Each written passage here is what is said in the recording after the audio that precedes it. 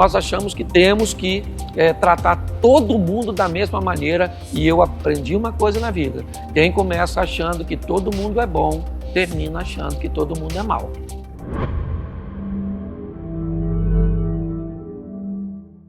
Nós não podemos oferecer a qualquer tipo de pessoa o direito de ser tão franca.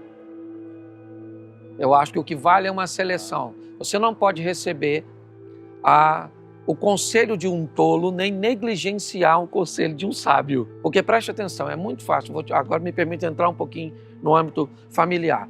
Bom, se o camarada tem 10 milhões de reais, ele pede a um especialista da área financeira que o ajude, ou ele pede um cara falido? Mas o cara que faliu, será que ele não tem alguma experiência? Ele pode até ter, mas eu não estou afim. Vamos imaginar agora levar isso para a família, certo? Se você está vivendo uma crise no casamento, a quem você pede conselho? Alguém que tem uma família estabilizada, um especialista? E por que as pessoas às vezes pedem a qualquer um? Porque para ele, naquele momento, o dinheiro é mais importante que a família. Então ele trata isso como prioridade.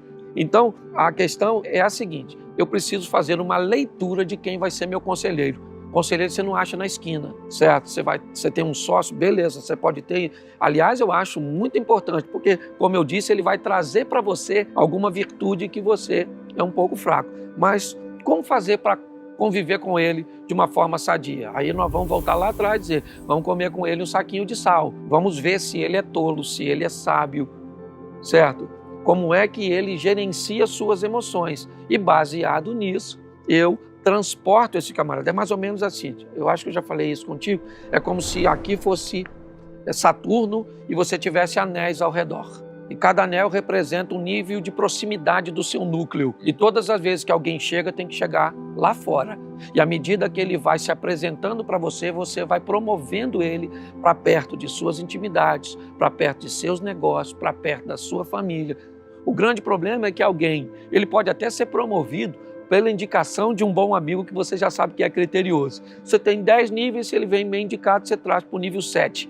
E ele já passou. O grande problema é que às vezes a gente pega um desconhecido e traz para perto.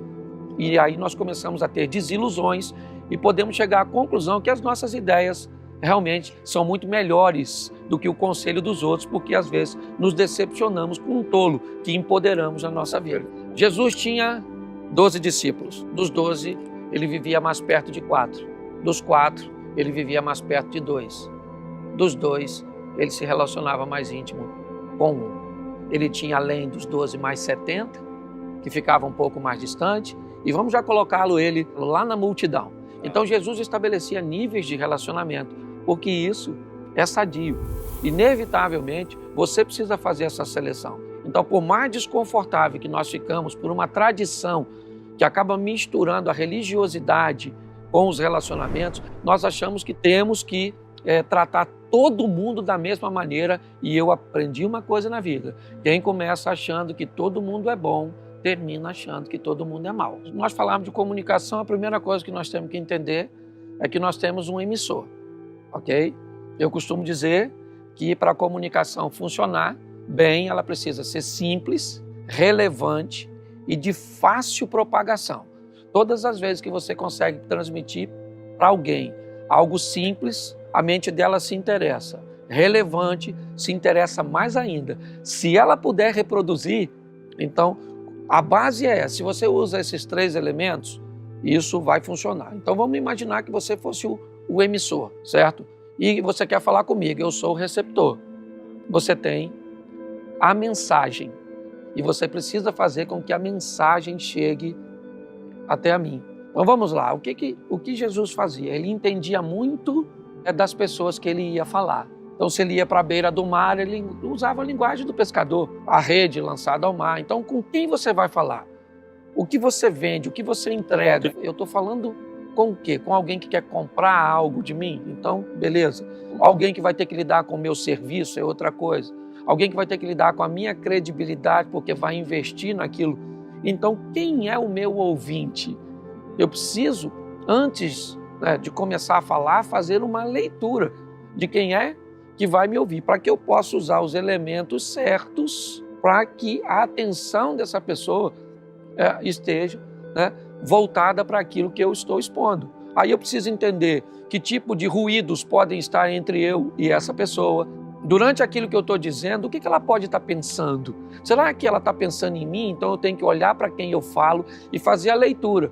Se aquele indivíduo não está pensando em algo que ele deixou em casa, se ele está preocupado com alguma coisa. Porque se eu notar que ele está parado na minha frente, olhando para mim e não está me ouvindo, eu preciso mudar a minha comunicação. E os ruídos estão aí.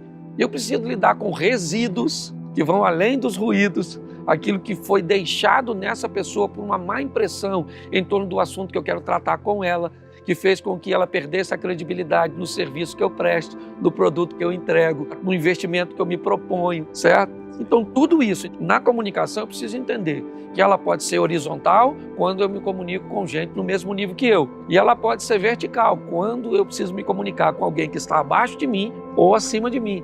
Então, ela é muito facetada, as variáveis são muito grandes. Então, quanto mais habilidoso você for para ser um bom, às vezes, se é que eu posso usar essa palavra, um escutador, investir tempo em ouvir pode ser muito mais lucrativo, você torna-se muito mais assertivo.